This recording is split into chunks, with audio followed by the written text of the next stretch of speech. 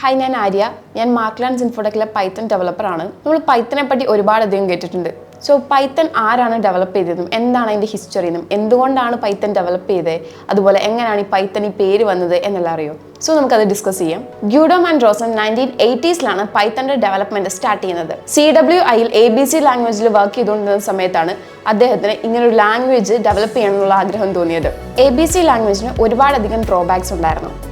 ABC language develop ചെയ്തത് simple and powerful എന്നൊരു ഇൻറ്റൻഷനോട് കൂടിയിട്ടായിരുന്നു. പക്ഷേ അതിന് അതിൻ്റെതായ ലിമിറ്റേഷൻസ് ഉണ്ടായിരുന്നു. അതെല്ലാം നികത്തണം എന്ന ആഗ്രഹമായിട്ടാണ് ഗ്യൂഡോ വാൻ റോസം പൈത്തൺ എന്ന ലാംഗ്വേജ് ഡെവലപ്പ് ചെയ്യാൻ സ്റ്റാർട്ട് ചെയ്തത്.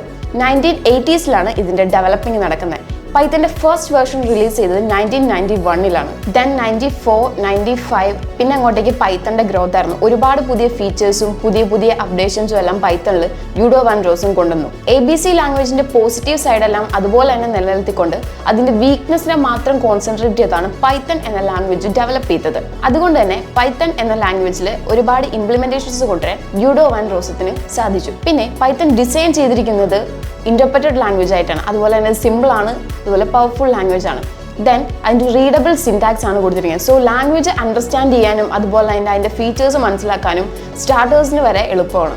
പൈത്തൻ്റെ ക്രിയേറ്റർ ഇങ്ങനൊരു ലാംഗ്വേജ് ഡെവലപ്പ് ചെയ്തപ്പം കുറേ കാര്യങ്ങൾ എയിം ചെയ്തിട്ടുണ്ടായിരുന്നു. അതായത് ഈ ഒരു ലാംഗ്വേജ് സിമ്പിൾ ആയിരിക്കണം, അല്ലെങ്കിൽ കുറച്ച് ഡെവലപ്പേഴ്സിന് എൻജോയ് ചെയ്യാൻ പറ്റുന്ന രീതിക്കായിരിക്കണം, അങ്ങനെ കുറേ കാര്യങ്ങൾ എയിം ചെയ്തിട്ടുണ്ടായിരുന്നു. അതായത് ഇപ്പോൾ പൈത്തൺ എന്ന് പറയുന്ന ലാംഗ്വേജ് ഒരുപാട് ഓപ്പറേറ്റിംഗ് സിസ്റ്റത്തിൽ യൂസ് ചെയ്യാൻ പറ്റും, എല്ലാവരും ഇംപ്ലിമെൻറ്റ് ചെയ്യാൻ പറ്റും, കുറേ അതിന് റിച്ച് ആയിട്ടുള്ള ലൈബ്രറീസ് ഉണ്ട്. അങ്ങനെ ഒരുപാടധികം ഫീച്ചേഴ്സോട് കൂടിയാണ് പൈത്തൺ ക്രിയേറ്റ് ചെയ്തിരിക്കുന്നത്. എന്തുകൊണ്ടാണ് പൈത്തണ് ഈ ഒരു നെയിം വന്നതെന്നറിയോ? നിങ്ങൾ പൈത്തൺ എന്ന് കേൾക്കുമ്പോൾ എന്താണ് ഈ പാമ്പിന്റെ പേര് എന്നൊക്കെ ചിന്തിക്കണം. മോണ്ടി പൈത്തൺസ് ഫ്ലൈയിങ് സർക്കസ് എന്ന് പറയുന്ന ഒരു TV ഷോ ഉണ്ടായിരുന്നു. പൈത്തന്റെ ക്രിയേറ്റർ TV ഷോസിന്റെ ഫാൻ ആയതുകൊണ്ട് ഈ ഒരു നെയിം ഇന്ന് ഇൻസ്പയർഡ് ആയിട്ടാണ് ഒരു ലാംഗ്വേജിന് പൈത്തൺ എന്ന് പറയുന്ന പേരിട്ടത്. അദ്ദേഹത്തിന് ഒരു ഡിമാൻഡ് ഉണ്ടായിരുന്നുള്ളൂ. എന്താണെന്ന് വെച്ച് കഴിഞ്ഞാൽ ക്രിയേറ്റ് ചെയ്ത ലാംഗ്വേജിന് യുണീക്ക് ആൻഡ് സിമ്പിൾ ആയിട്ടുള്ള ഒരു നെയിം വേണം. അതുകൊണ്ടാണ് അദ്ദേഹം TV ഷോസിൽ നിന്ന് ഇൻസ്പയർഡ് ആയി പൈത്തൺ എന്ന പേരിട്ടത്. പൈത്തണ് പിന്നീട് അങ്ങോട്ട് ഒരുപാട് അധികം ഫീച്ചേഴ്സും ഒരുപാട് വേർഷൻസും വന്നിട്ടുണ്ട്. പൈത്തന്റെ കറന്റ് വേർഷൻ എന്ന് പറയുന്നത് 3.12.3 ആണ്. അവിടെ വരെ എത്തി നിൽക്കുന്നുണ്ട്. ഇപ്പോൾ പൈത്തൺ എടുത്ത് നോക്കിക്കഴിഞ്ഞാൽ വൺ ഓഫ് ദ പോപ്പുലർ